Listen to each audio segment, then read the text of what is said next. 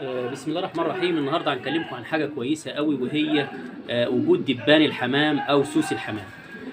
لما بيبقى في الحمامه دبانه او بيبقى فيها سوسه بتعمل لها قلق وبتمتص الغذاء بتاعها وبتضعف الحمام، بتخلي عندك زي موضوع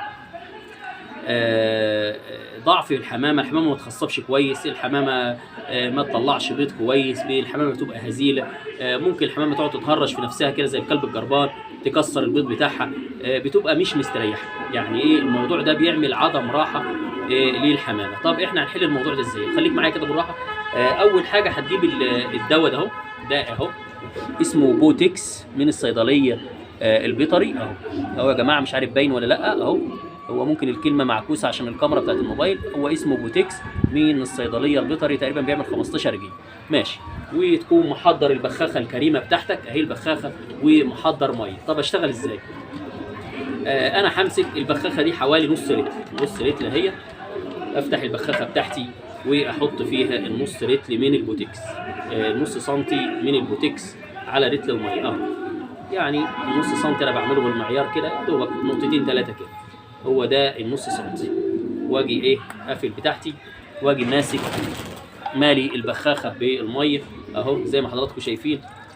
البخاخه دي زي ما قلت لحضراتكم نص لتر، بملاها لحد قريب الاخر، يعني ما املاهاش الاخر قوي، لحد قريب الاخر عشان اعرف اعرف اقلب المزيج اللي انا عملته.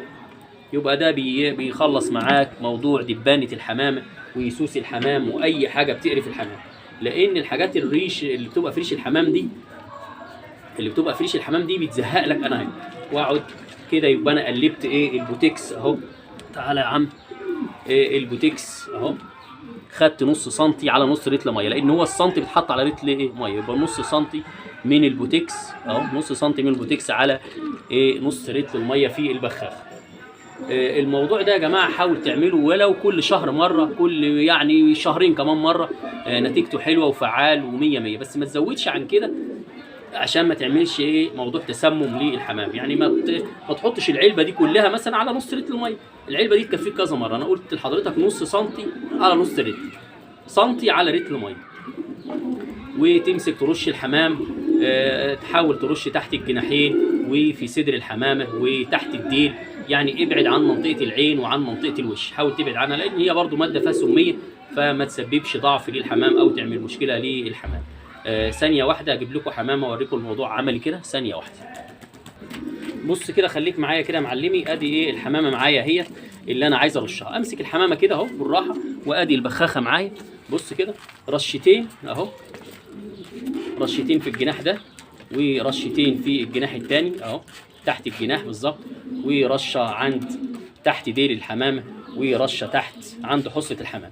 بحاول ابعد عن المنطقه بتاعه الراس ديت ومنطقه العين عشان حساسه شويه. قلت لحضراتكم رشه هنا تحت الجناح ده، ورشه تحت الجناح ده، ورشه تحت الديل، ورشه في منطقه الصدر والبطن والحصن كده. الحمامه ظبطت وبقت 100 والحمامه ان شاء الله مش هتلاقي فيها لا دبانه ولا هتلاقي فيها سوسه ولا هتلاقي فيها حاجه. الموضوع ده حاول تعمله كل شهر مره. البوتكس هيظبط معاك الحمام وهينضف لك موضوع دبان الحمام وسوس الحمام واي مشكله بتقابلك في الحمام. ليه بقى؟ لان الدبان ده مشاكله كتيره قوي، يعني مشاكله كمان غير ان هو بيضعف الحمامه وغير ان هو بيخلي الحمامه هزيله. موضوع دبانه الحمام وسوس الحمام بيعمل لك مشاكل في السلاله، بيطلع لك الحيوانات المنويه ضعيفه، بيعمل لك عدم تخصيب، بيعمل لك مشاكل جامده. يبقى الحل الامثل وانا جربته هو البوتكس البيطري، بيظبط لك الدنيا ان شاء الله ويخليها لك 100. لو عجبك الفيديو ادعي لاخوك دعوه كويسه، والسلام عليكم ورحمه الله.